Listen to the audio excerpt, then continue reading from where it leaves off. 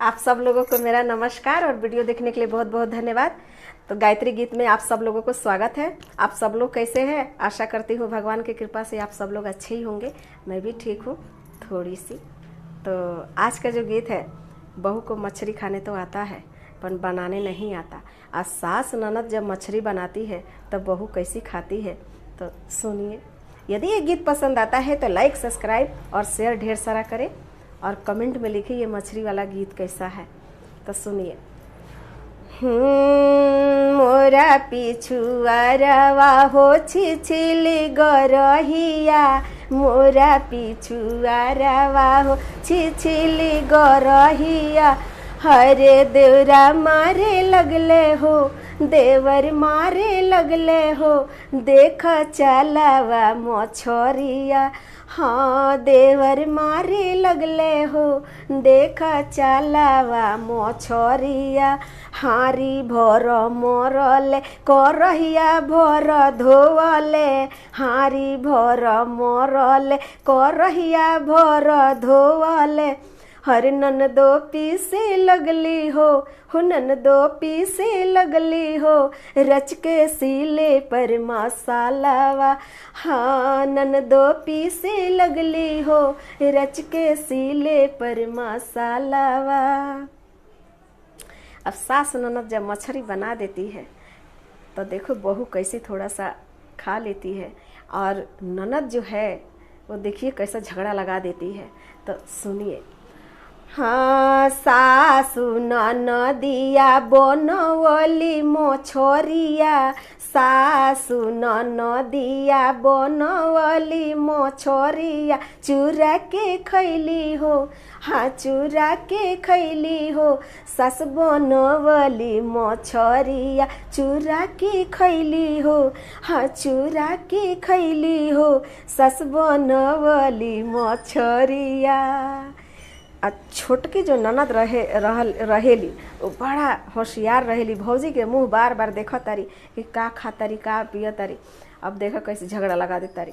हाँ छोटकी ननदिया हो जरी के लुबुकिया, छोटकी ननदिया हो जरी के लुबुकिया।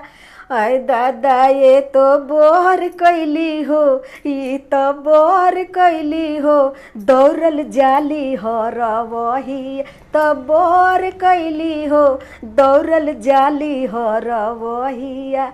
सुन सुन भैया हो हमारो बचनिया, सुन सुन भैया हो हमारो बचनिया। अरे चूरा के खैली हो भैया भौजी मछरिया, चूरा के खैली हो भैया भौजी मछरिया। अब बताइए, जो हर चलाते हैं उनका तो खुद पलरा भारी रहता है। अगर ऐसा केस चले गया तब ना जाने वो पैना कहाँ कहाँ एने जाए का ओने जाई केने जाई राम जाने। तो देखिए। हर छोड़ देले हरावा हो फेंक देले पाएना, छोड़ देले हरावा हो फेंक देले पाएना। अरे काटे लगले हो, हाँ हाँ काटे लगले हो, सैया बोनो में छिमू किया। अरे काटे लगले हो, सैया बोनो में छिमू किया। अरे मारी गोइले में हरी ठेठावे लगले डेहरी, मारी गोइले में हरी ठेठावे लगले डेहरी।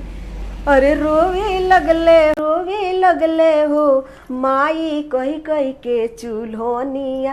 तो सास ननद बड़ा खुश बालो कि अब तो गइल बारे मारे खाती, तो इनकर तो आदत छूटी जाई। लेकिन तो तनी ना खड़ा करतारन, उ भला मरी हैं। तो एहू में ना होके के चाही और वहू में ना होके के चाही, आ चुराहाऊ के ना चाही। ये गलत बात है। भले खाओ या मत खाओ लेकिन चुराओ मत कम से कम। तो यदि ये गीत पसंद आता है आप लोगों को तो आप लोग क्या करें, आप लोग खुद देख लीजिए। धन्यवाद।